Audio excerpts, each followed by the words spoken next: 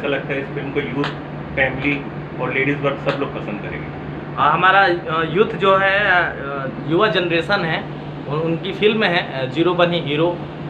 तो ऐसे इसमें क्या मैसेज आएगा सर अपनी जनरेशन को? देखिए, ये जीरो बनी हीरो टाइटल एक अपने आप में ही मैसेज है, क्योंकि एक आदमी कोई भी होता है शून्य से ही शुरुआत होती है और उसके बाद उसको सफलता मिलती है। तो ये टाइटल में ही एक संदेश आ गया है कि जीरो बनी हीरो।